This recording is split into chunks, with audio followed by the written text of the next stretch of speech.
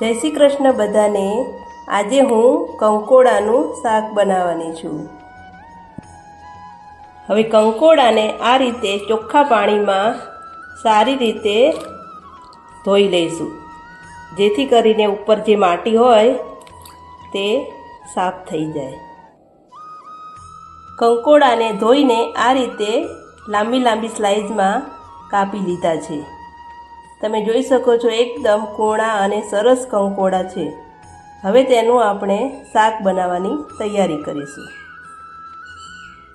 કંકોડાના વઘાર માટે મેં 2 થી 3 નંગ ડુંગળી આ રીતે લાંબી લાંબી સ્લાઇસમાં કાપી લીધી છે। સાથે સાથે 2 તીખા લીલા મરચાં, 1 ચમચી લસણની પેસ્ટ, થોડા મીઠા લીમડાના પાન અને આપણા જે રોટિંગ મસાલા છે તે। હવે ગેસ ચાલુ કરી એક કડાઈમાં આપણે થોડું વઘાર માટેનું તેલ નાખીશું। તેલ આપણું ગરમ થઈ ગયું છે। હવે તેની અંદર થોડું આખું જીરું નાખી સાંતળવા દઈશું। જીરું સંતળાઈ જાય એટલે જે આપણે આ કંકોડા સમારીને રાખ્યા હતા તેને તેલની અંદર જ નાખી ધીમા તાપે સાંતળતા રહીશું।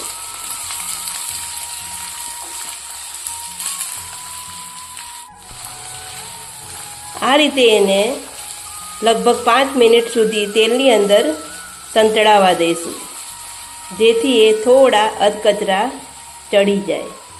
ત્યારબાદ એના જે મસાલા છે તે આપણે કરીશું। હવે તેને 5 મિનિટ માટે આ રીતે ઢાંકી દઈશું। 5 મિનિટ થઈ ગઈ છે। તમે જોઈ શકો છો કંકોડાનો થોડો કલર બદલાઈ ગયો છે। હવે તેની અંદર બીજા મસાલા કરીશું। સૌથી પહેલાં લસણની પેસ્ટ, તીખા લીલા મરચાં, થોડા મીઠા લીમડાના પાન અને જે આ ડુંગળી સમારી હતી તેને પણ નાખી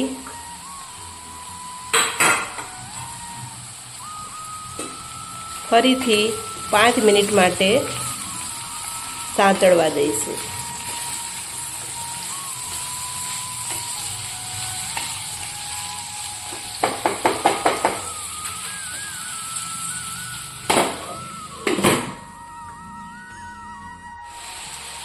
પાંચ મિનિટ પછી ડુંગળી પણ ગુલાબી રંગની થઈ ગઈ છે।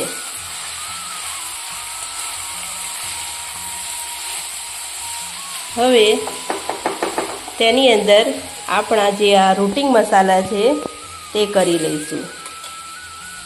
તેની અંદર સૌથી પહેલાં થોડી હિંગ, 1 નાની ચમચી હળદર, ત્યારબાદ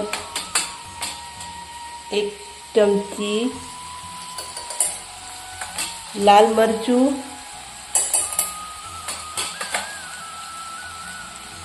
ધાણા જીરું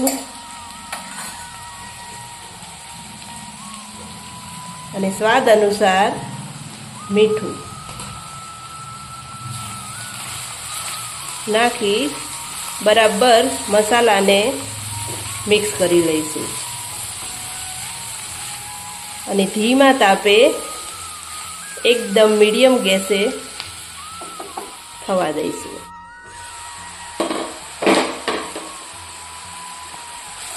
મસાલા આપણા એકદમ સરસ મિક્સ થઈ ગયા છે।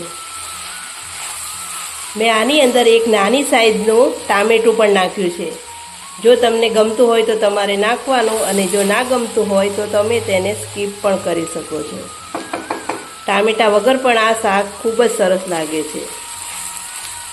હવે તેને આ જ રીતે ધીમા તાપે થવા દઈશું, જ્યાં સુધી તેલ એકદમ છૂટું ના પડી જાય।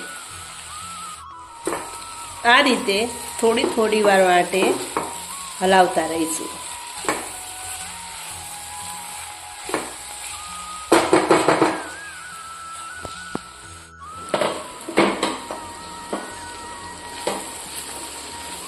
કંકોડાનું શાક બનીને તૈયાર છે. તમે જોઈ શકો છો, ખૂબ જ સરસ લાગી રહ્યું છે અને તેલ પણ આપણું છૂટું પડી ગયું છે. હવે ઉપરથી થોડી કોથમીર નાખી દઈશું અને શાકને ગરમ ગરમ પીરસી લઈશું.